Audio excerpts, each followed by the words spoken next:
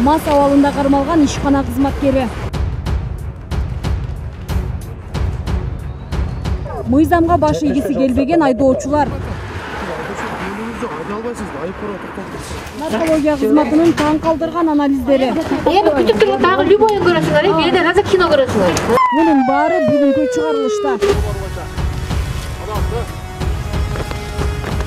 Рейдтин жүрүшүндө эң алгач эле бул жаран спирт ичимдигин ичкен деген шек менен наркология бөлүмүнө алынып келинди. Толук текшерүү бүтө электе эле өзү мас абалында экенин мойнуна алып, спирт ичимдигин ичкенин ырастады. Ал Ош шаарындагы муниципалдык ишкананын кызматкери болуп чыкты. Айдоочулук күбөлүгү, транспорт каражаттарынын каттоо күбөлүгү жок болгон үчүн жана мас абалында болгондуктан ага 19.500 сом өлчөмүндөгү айып пул салынды.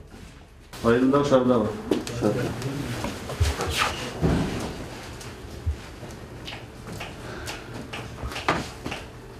İstеген жериңиз. Жаштыландыр.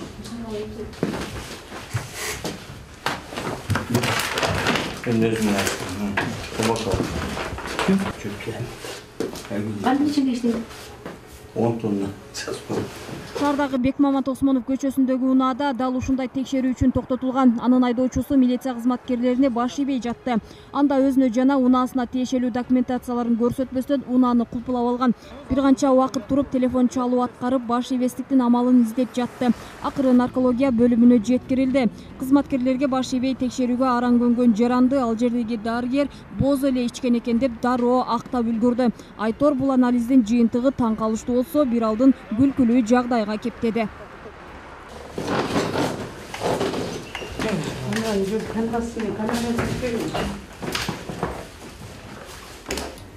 Суу кайнагандай угуп турабы? Чарчасам, дем ал.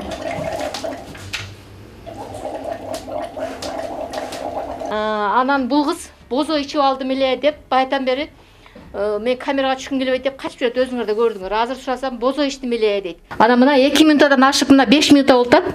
Өзгөрбөй ошол бойдо турат. Бозо ичиптир деп бозо ичкенин жазам, бирок азыркы убакта мастык белгилери жок. Мүмкүн эместелген жерге унаасын токтотуп койгондор четтен чыгып жатты. Аларга мыйзам чегинде чара көрүлүп, протоколдор түзүлдү. Мындан сырткары үй жайсыз калган жарандарды убактылуу баш калкалоочу жайга алып баруу милдети да патрулдук милиция кызматына жүктөлгөн. Түнкү саат 12-лер чамасында жашоочулар тарабынан чалуу түшүп, көп кабаттуу үйлөрдүн жер төлөөсүндөгүлөр Мусада фондунун баш калкалоочу жайына жеткирилди.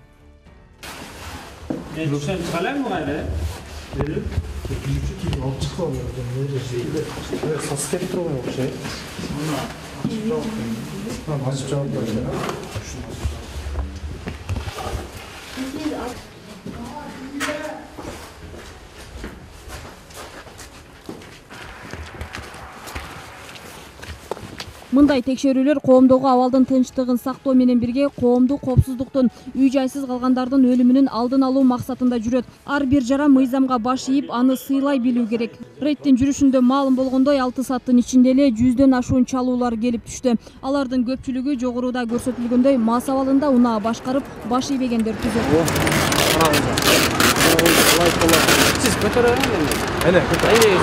Мимоза Жаныбек кызы, Мирбек Кунубаев, Ынтымак.